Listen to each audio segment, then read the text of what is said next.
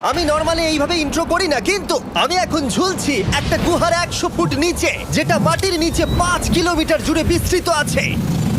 আর আমরা এটা পছন্দ করি বা না করি, যখনই আমি আর আমার বন্ধুরা মাটি টাচ করলাম, আমরা অফিসিয়ালি এখানে আগামী 7টা দিন কাটাতে চলেছি। বাবারে, এটা আমার জীবনে করা সবথেকে ভয়ঙ্কর জিনিস। প্রথমত, আমাদের এখন এখান থেকে অনেকটা দূরে যেতে হবে। কেন? যদি ঝড় বৃষ্টি হয় তাহলে এই পুরো জায়গাটা জলে ভরে যেতে পারে, আর সমুদ্রের মতো ঢেউ এসে সবাইকে ভাসিয়ে নিয়ে যেতে পারে। সেই জন্য আমাদের আরো ভিতরে যেতে হবে একটা বেস ক্যাম্প বানানোর জন্য। ভাই এটা পুরো পাগলাম। এটা একটা অন্য জগৎ মনে হচ্ছে। এই কেভ এন্ট্রান্সটা হয়তো দেখতে সুন্দর, কিন্তু দেখে যা মনে হচ্ছে আসলে তা নয়। আর আমরা হয়তো জানি না যে আগামী 7টা দিন আমাদের জীবনের সব থেকে কঠিন সময় হতে চলেছে। সব থেকে বাজে ডিসিশন। ঠিক আছে, আর কিছুক্ষণের মধ্যেই অন্ধকার হতে চলেছে। ক্যাম্প না করলে আমরা বিপদে পড়বো। আমরা কোথায় যাচ্ছি সেটা কি বলবে? আমাদের ক্যাম্প সেটআপের জন্য একটা ফ্ল্যাট গ্রাউন্ড খুঁজতেই হবে। কেভের ভেতরে ঢোকার পরে আমরা এমন একটা জায়গা খুঁজে পেলাম যেটা অনেকটা উঁচুতে থাকায় আমরা জল থেকে সুরক্ষিত থাকতে পারবো। তার মানে এটা ক্যাম্পের জন্য পারফেক্ট। পারফেক্টটা একটু বেশি হয়ে গেল। মোটামুটি বলা যেতে পারে। ঠিক আছে, ক্যাম্পের জন্য মোটামুটি। প্রথম দিনের বাকিটা আমরা কাটিয়ে দিলাম আমাদের জিনিসপত্র আনতে। প্রত্যেকটা ব্যাগের ওজন প্রায় 80 পাউন্ড। আর যেমনটা তোমরা ফুটেজে দেখছো, আমরা এটা করতে 4 ঘন্টা লাগিয়ে দিলাম। এখান থেকে যাওয়া খুব কঠিন। তারপরে আমরা সবাই বেস ক্যাম্পে ফিরে গেলাম। ঠিক আছে, আমরা এখানে লাইট লাগিয়ে দিলাম। আমাদের সব জিনিসপত্র হোম বেসে চলে এসেছে। একটু ক্যামেরাটা ওদিকে দেখাবে? ওদিকটা কিন্তু ভয়ানক অন্ধকার, আর সবসময় এরকমই থাকবে। তাই আমরা ক্যাম্পিং গ্রাউন্ডের জন্য খুব বেশি কিছু করতে পারলাম না। কটা ফুটো করে দড়ি টাঙিয়ে দিলাম। এটা ধরো আর ওঠো দেখি। মনে হচ্ছে আমাদের হ্যামকগুলো ভালোই সাপোর্ট পাবে। আর তারপরে আমাদের সার্ভাইভাল গাইড জোয়ের সাহায্যে আমরা হ্যামক টাঙালাম। এই সরু দড়িটা আমার হ্যামকটাকে ধরে রাখবে। হ্যাঁ। ডিনার খেয়ে আমরা প্রথম রাত্রি ঠান্ডার জন্য তৈরি হলাম। আমি মিথ্যে কথা বলবো না, আমি যতটা ভেবেছিলাম তার থেকে এই হ্যামকটা অনেক বেশি কমফোর্টেবল। এই আমি তো আমার চমকেই হাতটা তো গেছিলাম। বড় কেন ভাই? এই কেভটা 2.5 কিলোমিটার ডিপ, আর আমরা এখন এন্ট্রান্সের কাছেই ক্যাম্পিং করছি। কাল আমরা অনেক কিছু এক্সপ্লোর করব। তোমরা কেমন ঘুমালে? ভয়ঙ্কর। ঘুমই হয়নি। এটা সত্যি একটা অস্বস্তিকর পরিবেশ। কেবের উপর থেকে অনবরত আমাদের উপরে জল পড়েই যাচ্ছিল, তাই উপরে একটা প্লাস্টিক চাপালাম, কিন্তু তাও আমাদের হ্যামকের উপরে জল পড়েই যাচ্ছিল। একটা আইডিয়া আছে, চলো শেল্টারগুলোকে ভালোভাবে তৈরি করি। আমার মনে হয় এই প্লাস্টিকগুলোকে জুড়ে দিলে আর জল পড়বে না। বাহ, তুমি তো জিনিয়াস। আমি শুধু একজন ইউটিউবারই নয়, ঠিক আছে? আমার হ্যামকটা এটার উপরে ঝুলছিল। মানে দেখো, আমি আরেকটু হলে হ্যামক থেকে নেমে পড়ে যেতাম। আর আমরা সেই সময় এটা বুঝতেই পারিনি যে এই গর্তটা প্রায় 40 ফুট গভীর। তাই যখন আমি আর শন প্লাস্টিকগুলোকে জুড়ছিলাম, তখন ম্যাক আর কার্ল এই গর্তটা কতটা ভয়ঙ্কর সেটা দেখতে গেল। আমার হ্যামকটা দেখতে পাচ্ছো? ওখানে আমি ঘুমোচ্ছিলাম। এদিকটা দেখো। আর যেহেতু এই কেভে সব একই রকম দেখতে, তাই আমাদেরকে ফলো করা অনেকটাই কঠিন ছিল। এই ম্যাপে তোমরা আমাদের হোম বেস দেখতে পারবে, আর দেখতে পারবে ওরা ওখান থেকে কত দূরে হ্যাঁ, যাচ্ছে। এটা তো খুবই ভয়ঙ্কর। ভাই এটা পাগলামো। আর যখন ছেলেরা র্যান্ডমলি এক্সপ্লোর করছিল, তখন আমি আর শন ক্যাম্পে কাজ করছিলাম। এই স্লিপিং ব্যাগটা এখানে কেন পড়ে? কারণ এটার থেকে পিয়ের গন্ধ বেরোচ্ছে। ইয়া, এটার থেকে শেখা উচিত স্লিপিং ব্যাগ ভাড়া নিতে নেই। আমরা স্লিপিং ব্যাগ কেন ভাড়া আমি- নিয়েছি? কেন আমি আমরা জানি না। স্লিপিং ব্যাগগুলো কিনে আনতে পারলাম না? আর তারপরে আমরা এই দুটো প্লাস্টিককে জিপ টাই দিয়ে জুড়ে দিলাম। কিছু মনে করো না, এই দড়িটার উপরে আমার জীবন বাজি আছে। আর তখন ওইদিকে ম্যাক আর কার্ল তখন ওই গর্তের মধ্যে। ও মাই গড, ম্যাক! আর শেষ পর্যন্ত ওরা একদম নিচে পৌঁছে গেল। এই! আমি তো ভাবলাম সবাই ক্যাম্প নিয়ে কাজ করবে। আমরা শুধু দেখাচ্ছিলাম জায়গাটা কতটা ভয়ঙ্কর। না পড়লেই হবে, তোমাদের স্কিল নেই। আচ্ছা ঠিক আছে। আর যদিও ওদের এবার ফিরে আসা উচিত ছিল, কিন্তু কাল আর ম্যাক এটা কতটা গভীর সেটা দেখানোর চেষ্টা করলো। ভাই এটা দেখতে দারুণ লাগছে। তুমি কি নদীটাকে পার করতে পারবে? কিন্তু ওরা এটা জানে না যে এই রিভারটা এই কেভের গোটাটাই জুড়ে আছে। তার মানে এর মধ্যেও আমাদের কিছুটা সময় কাটাতে হতেই পারে। ওই তো ওরা এসে গেছে। এসো। তোমরা রান্না করে রেখেছো তো? হ্যাঁ, রান্না করেছি। ঠিক বলেছ। একটা নতুন বাড়ি, ঠিক বলেছি তো? একদম। এখন আমাদের একটা ছাদ আছে। আর এটা তো দারুণ। জিমি রান্না বেশ ভালোই আর করেছে। আমরা আমাদের ফায়ার পিটটাকে এই সুন্দর জায়গাটাতে নিয়ে এসেছি। জায়গাটা কেমন? বেশ গরম। আরামদায়ক। এই পাথরগুলো গরমটাকে ধরে রাখবে এবং ওপর থেকে যে পি পড়ছে সেগুলোকে আটকে দেবে। ওটা পি নয়। তাহলে ওটাকে কি বলবো? যদি জানি না, হয়তো বৃষ্টির জল হবে। না, এটা বৃষ্টি নয়, না, পাথর মানে ইয়ে তুমি- করছে। এই একটু উপরে দেখাও। তুমি মেঘ দেখতে পাচ্ছো? পাথর দেখা যাচ্ছে। এটা বৃষ্টি নয়, রক পি। Rock P. ঠিক আছে, রক পি। ঠিক আছে, এটা রক পি। আর একটা শুকনো রাত ঘুমিয়ে কাটাবার পরে আমরা ঠিক করলাম জো আমাদের সার্ভাইভাল এক্সপার্ট, তাকে নিয়ে আমরা কেভের শেষ প্রান্ত অব্দি যাব। Cave, cave! Cave, cave, cave! Cave. Cave! দেখা যাক আমরা কেভের কতটা গভীরে যেতে পারি। তোমরা কিন্তু মনে রাখবে আমরা সবেমাত্র কেভের এন্ট্রান্সের দিকেই আছি, আর আমাদের ইচ্ছা এই কেভের শেষ প্রান্ত অব্দি যাওয়া, অবশ্যই না মরে গিয়ে।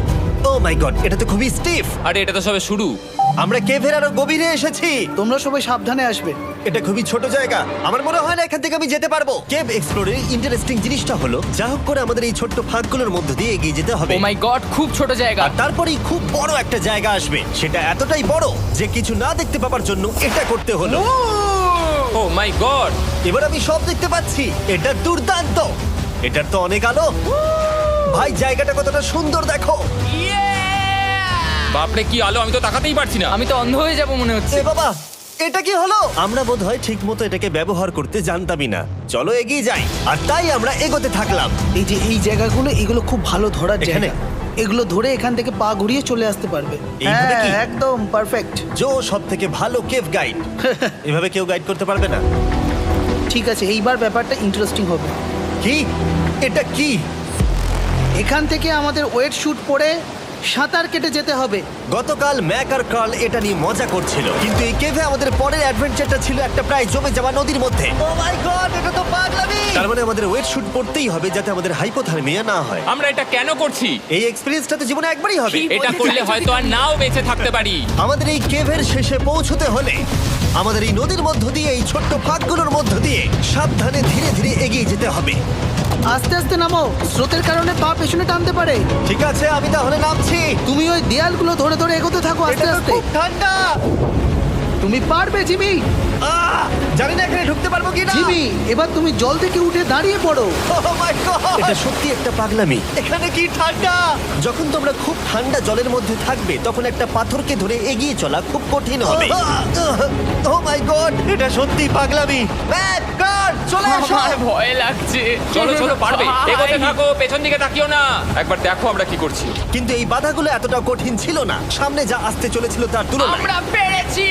কেভ কেভ কেভ এই, কেভ। একটা কথা শোনো, আমরা 10% আসিনি। তার মানে এখনো আমরা শুধুমাত্র সার্ফেসেই রয়েছি, আর শেষ প্রান্তে পৌঁছতে হলে আমাদেরকে আরো 2 কিলোমিটার যেতে হবে।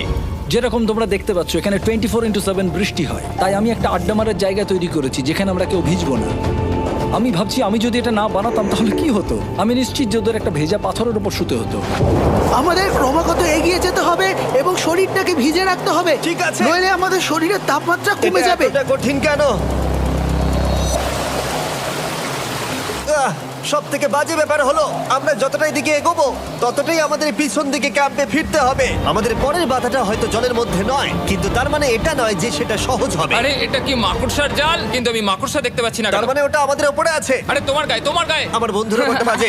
এই গেমটা মিস্টার বিস ভিডিওর মতো, যত এগোবে ততই কঠিন হবে। সত্যি কথা বলতে যদি আমাদের সাথে জো না থাকতো আমরা মরেই যেতাম। আর 3 ঘন্টা পরে জো আমাদের জন্য একটা বাজে খবর নিয়ে এলো। জল অনেকটা বেড়ে গেছে আর আমরা অনেকটা সময় লাগিয়ে ফেলেছি, তাই আজকে আমাদের আবার ক্যাম্পে ফিরে যেতে হবে। আমি মানবো না। তুমি সেফটি এক্সপার্টের কথা অমান্য করতে পারো না। আমি এটা মানবো না। সত্যি কথা বলতে আমাদেরকে ফিরতেই হতো, কারণ এর আগে আমরা শুট করতে অনেকটাই সময় নষ্ট করে দিয়েছি। তারপর ফ্লেয়ার নিয়ে খেলেছি, তাই আমরা ফিরে যাচ্ছি আর এই মিশনটা আমরা পরের দিন আবার শুরু করব। শন, আমরা এসে গেছি। আরে তুমি এখানে কি করছিলে? এখন তোমরা কেউ ভিজবে না। আমি তো জানতামই না এই লাইটগুলো আমরা এনেছি। এগুলো দারুণ লাগছে তাই না? দুঃখের বিষয় আজকে আমরা মাত্র 20% এগোতে পেরেছি, কিন্তু বিশ্বাস করো আমরা শেষ পর্যন্ত অবশ্যই যাব আগামী কয়েকদিনের মধ্যেই। আমার মনে হয় না। কোনোদিনই হবে না। আমি তো বললাম। আমরা ডে 4টা রেস্ট নেব আর ডে 5-এ চেষ্টা করব এই কেভের শেষ অবধি যাবার। দেখা যাক কি হয়। ডে 3-তে মজা হলো, কালকে আবার দেখা হচ্ছে। আর কেভের ভিতরে 3টে খুব বাজে রাত কাটাবার পরে পরের দিন সকালে আমাদের মাথায় শুধু একটাই কথা আসছিল, আমার একটা হট শাওয়ার চাই, তবে আমি এখন একটু শান্তি পাবো। ও এখন শাওয়ার পেলে কিন্তু দারুণ হয়। আমি চান করিনি প্রায় 3-4 দিন হয়ে গেল। তোমরা নিশ্চয়ই জানো কেভের মধ্যে শাওয়ার করা সম্ভব নয়। আমাদের অনেকটা পথ হেঁটে সাবধানে আগের রিভার বেডের কাছে পৌঁছতে হলো। ও মাই গড! আমি আমার ব্রেনকে ফিল করতে পারছি। আমি এভাবে ব্রেনকে ফিল আমার করিনি। কপালটা জমে গেল পুরো। চলো ড্রোন দিয়ে মাথার চুলগুলো শুকিয়ে নি। এদিকে এসো ড্রোন। ও দাঁড়াও দাঁড়াও দাঁড়াও, এটা কিন্তু কাজ করছে। হ্যাঁ, দারুণ কাজ করছে। ড্রোন থাকতে হেয়ার ড্রায়ারের কি দরকার? আর চুল শুকানোর পর আমরা জোয়ের সাথে জার্নির প্ল্যান করতে বসলাম। এটা কি জো? এটাই কেভের ম্যাপ। আগেরবার আমাদের থামতে হয়েছিল কারণ জল খুব জোরে বইছিল। এখন বৃষ্টি কম হচ্ছে, তাই কালকে আমরা নিশ্চয়ই এই কেভের শেষে পৌঁছে যাব। এটা ভয়ঙ্কর হতে চলেছে। প্রথমে আমাদের কালকে যেখান দিয়ে গেলাম সেখান দিয়ে আগে যেতে হবে। জলের মধ্যে ঝাঁপ দিতে হবে এবং পাথর দেখে হাঁটতে হবে। এগুলো সবকটা আমরা যদি পার করতে পারি তাহলে আমরা গ্লো ওয়ার্ম চেম্বারে পৌঁছে যাব। কেমন দেখতে তুমি সেটা বলো না, আমি তোমাদেরকে সারপ্রাইজ দিতে চাই। তোমার মনে হয় আমরা পারবো? ওইসব বাদ দাও, আমরা ঠিক কালকে পৌঁছে যাবো। কালকের প্ল্যান আমরা চক আউট করে নিয়েছি। আমরা রেস্ট করছি আর ফেস্টিভ্যাল স্মোর্টস খাচ্ছি আমাদের এনার্জি রিগেন করতে। সবাইকে চিয়ার্স। Yippee! জো এই প্রথমবার ফেস্টিভ্যাল স্মোর্টস খাচ্ছে। জো সত্যি কথা বলবে। এটা দারুণ, তাহলে ভালো লাগলো? দারুণ লেগেছে। আমরা এই চকলেটটা আগে কেন বের করিনি? এটা এমনি চকলেটের থেকে 10 গুণ ভালো খেতে। সত্যি কথা বলতে তোমরা যদি ফেস্টিভ্যালের সাথে স্মোর্টস ট্রাই না করে থাকো তাহলে তোমরা মিস করছো। কালকে আমরা পুরো কেভটা এক্সপ্লোর করব, দেখা হচ্ছে। তাই আমরা ভালো করে ঘুমানোর চেষ্টা করলাম আর কালকের প্রিপারেশন নিলাম কেভের শেষে যাওয়ার জন্য। আমরা আমাদের জীবনের সবথেকে ডেঞ্জারাস জার্নি করতে চলেছি। ডে 3 এর অভিজ্ঞতা মাথায় রেখে আমরা কম শুট করেছি যাতে আমরা সামনের দিকে তাড়াতাড়ি এগোতে পারি।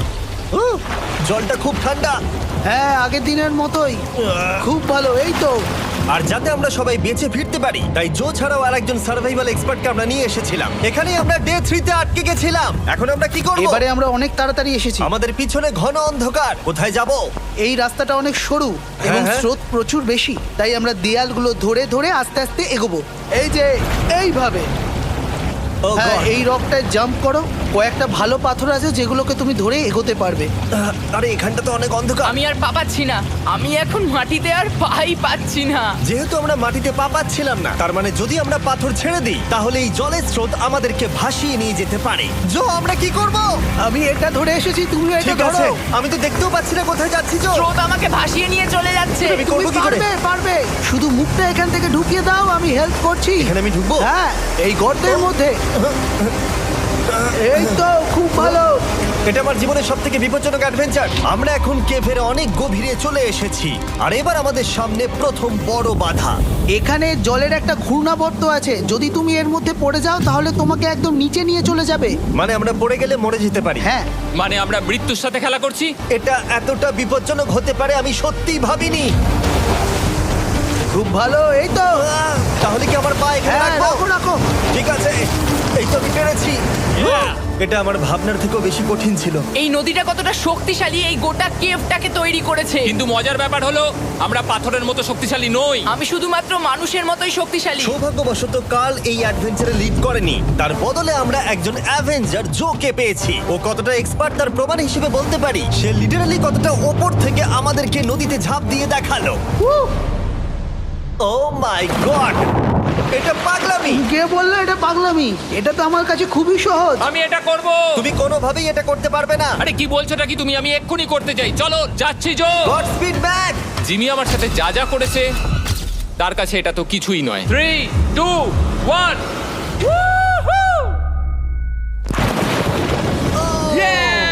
তুমি করবে? না, আমরা না এগুলো শেষ পর্যন্ত যেতে পারবো না।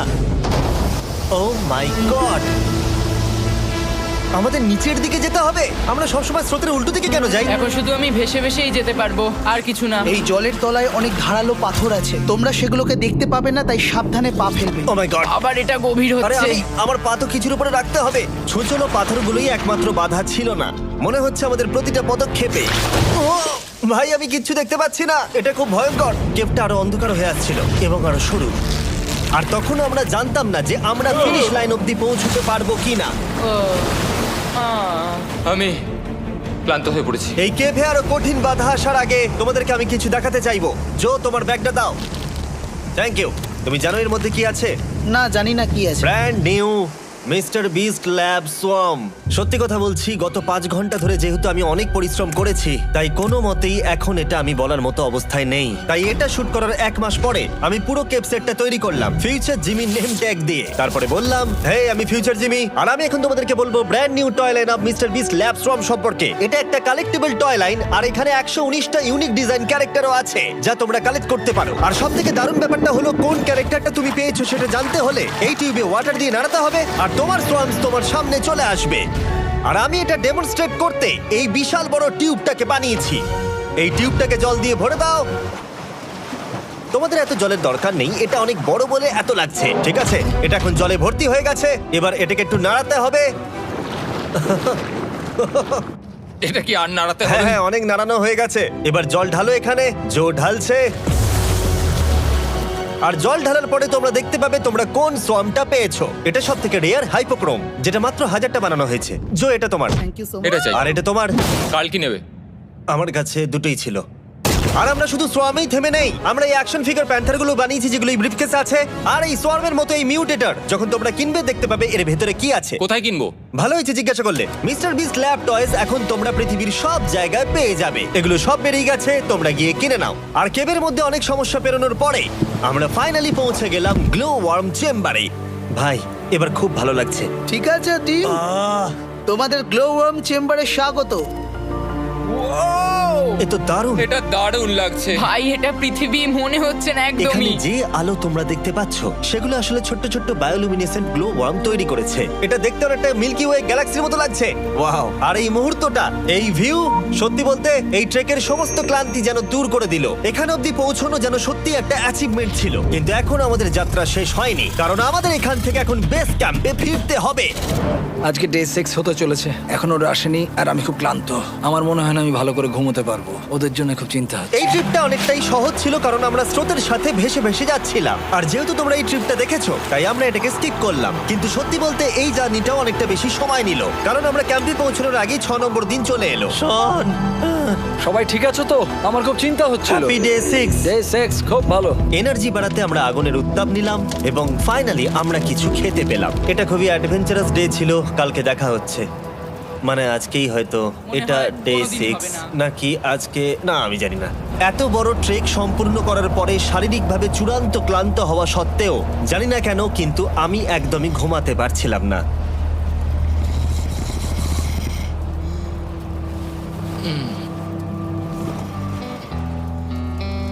আমি 7 দিন সলিটারি কনফাইনমেন্টে কাটিয়েছি, কবরে কাটিয়েছি, 7 দিন রাফটে থেকেছি। কিন্তু সত্যি কথা বলতে এটা সবার থেকে বেশি কঠিন ছিল, কারণ সব সময় ভিজে, ঠান্ডা, প্রত্যেক মুহূর্তে এই পাথরগুলো শরীরে ব্যথা দিচ্ছে। বেশিরভাগ সময়টাই এই কেভটা দুঃস্বপ্নের মতো ছিল। কিন্তু তোমার আর আমার মধ্যে জিমি! ইয়ো! গার্ড, আমাকে দেখতে পাচ্ছ? এটা পৃথিবীর সবথেকে উজ্জ্বল টর্চ। মজার মুহূর্ত অনেক ছিল। মাটির নিচে 300 ফুট গভীরে অভিযান চালানো থেকে আমাদের সবাই মিলে হ্যামক নিয়ে হাসাহাসি করা সবকিছুই এই অভিযানের অংশ ছিল। যেহেতু আমাদের সঙ্গ দারুণ, চলো তিমির মতো আওয়াজ করো। তাই এই ভিজে, ঠান্ডা, পাথুরে অদ্ভুত কেভের ট্রিপটা বদলে গেল আমাদের জীবনের সব থেকে সুন্দর মুহূর্তে।